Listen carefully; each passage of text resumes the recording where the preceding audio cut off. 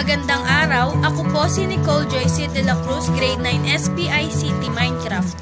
Ngayon ay tatalakayin natin kung ano nga ba ang 4 na pamamaraan ng pagdedesisyon. Una na riyan ay ang tinatawag nating trade-off.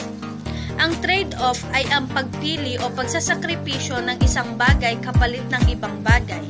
Katulad nito, ikaw ay magdedesisyon kung ikaw ba ay mag-aaral o maglalaro ng computer games. Pero hindi mo to pwedeng gawin ng sabay. Kailangan mo lang pumili ng isa. Kapag ganon ang sitwasyon, doon na pumapasok ang tinatawag nating trade-off. Kung pinili mo ay ang pag-aaral, nangyari na ang tinatawag nating trade-off. Bakit? Kasi hindi mo magagawang maglaro ng computer games.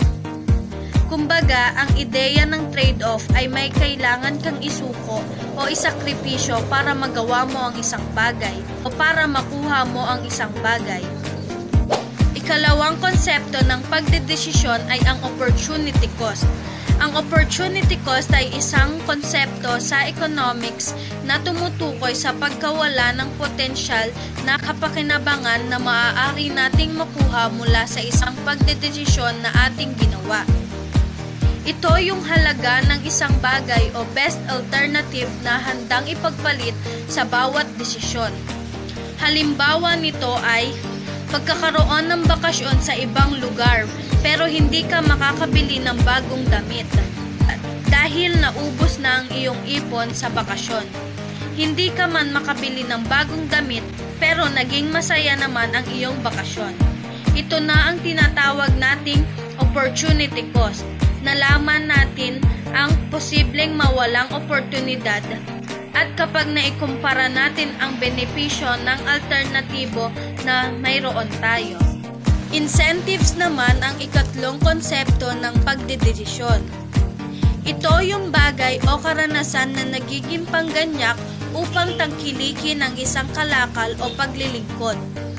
Panghikayat sa iyo para piliin o gawin yung isang bagay.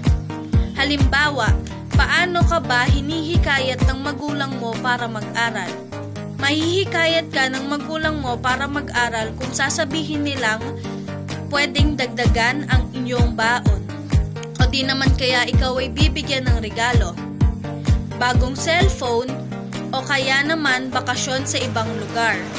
Yon ang tinatawag nating incentives.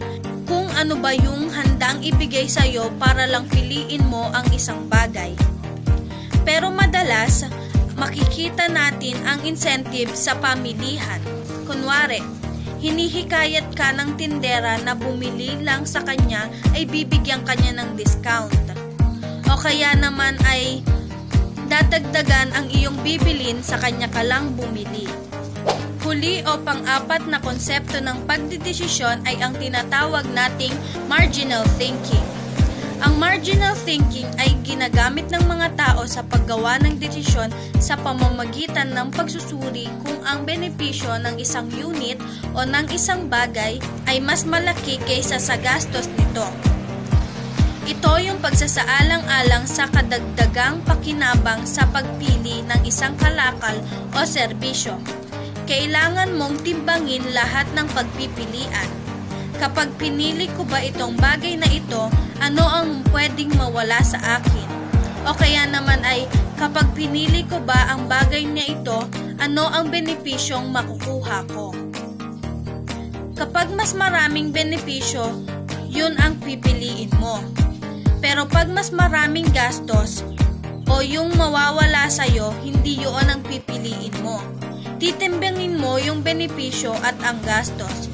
Yun ang tinatawag nating marginal thinking. Para sa akin, ang pinakamabisang paraan ng pagdedesisyon ay ang marginal thinking. Dahil para itong pinagsalo-salong lahat ng konsepto ng pagdedesisyon. Una, sa trade-off, kailangan mo lang mamili ng isa. Sa opportunity cost naman, kailangan mong tingnan kung ano ang benepisyo na makukuha mo sa bawat pagpipilian mo. At sa incentives naman kung ano ang benepisyo at maayos na mangyayari sa iyo kung pipiliin mo o gagawin mo ang isang bagay. Kaya para sa akin ang marginal thinking ang pinakamabisang konsepto ng pagdedesisyon.